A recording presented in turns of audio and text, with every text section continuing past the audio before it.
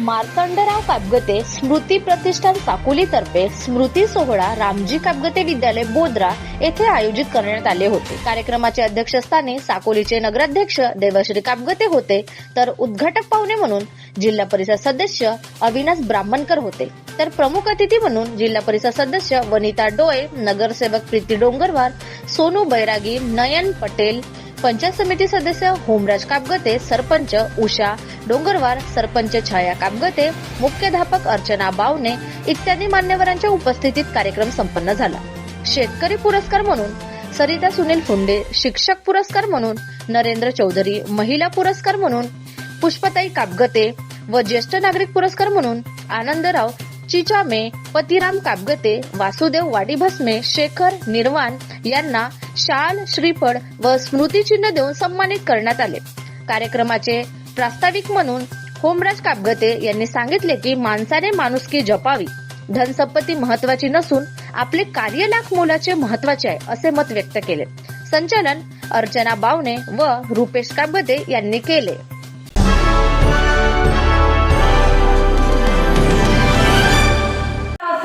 किंवा कितीही श्रीमंत गरीब असो, पण प्रत्येकाकडे थोडीफार जमीन आहे आणि तो प्रत्येक शेतकरी हा कसून करत असते आणि थोडाफार आपल्याला त्याचा आधार होईल ह्या अपेक्षाने रोज त्याच्याकडे वळत असते।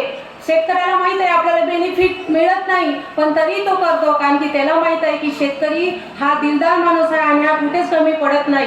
कोरोना काळामध्ये मी बघितलं आहे की कोरोनामध्ये नोकरीवाल्यांच्या नोकऱ्या काही गेलेल्या आहेत, काही बाहेर पुण्याहून आले आहेत, ते घरी बसले, परंतु शेतकऱ्याकडे असा म्हणजे कुठेच असा स्टॉक संपलेला नव्हता, कारण की जेव्हा त्यांच्या मनावर चिंता होती नोकरीवाल्यांच्या घरी कसे करायचे, काय करायचे, आपली हे पैसे येणं हे आपल्याकडे, पण शेतकऱ्याकडे असं बिलकुल नव्हतं। प्रत्येकाच्या घरी असं स्टोरेज केलेलं आहे। त्यामुळे श्रीमंत कोण तर शेतकरी म्हणेन मी, कारण की खरंच शेतकरी हा मनाने आणि खरंच श्रीमंत आहे।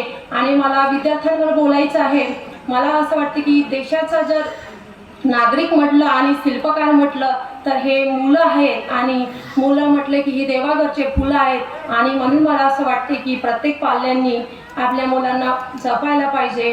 प्रत्येकाला असं वाटतं की आपला मुलगा इंजिनियर, डॉक्टर, वेगवेगळ्या क्षेत्रात त्यांनी यावं, राजकारणात, समाजकारणात, परंतु हे त्याच्याकडून हे करताना त्यांना काळजी पण घ्यायचं आहे की तुमचे सगळेच मुलं हे सगळ्याच क्षेत्रात वरती जाणार नाही। म्हणून असं वाटते की ह्या आपण जगत असताना त्यांना सांगायला पाहिजे की कोणतेच काम हे लहान मोठे नाही आहेत आणि लहान मोठे समजू नये, कारण की ही कामं करायला ही सुरुवात महत्वाची आहे। आज काय म्हणतो, खूप मी शिकलेला आहे तर मी शेतीत जाणार नाही, पण शेतीत असं काहीच कम नाही आहे, कारण की चांगले चांगले लोक हे शेतीकडे वळत आहे।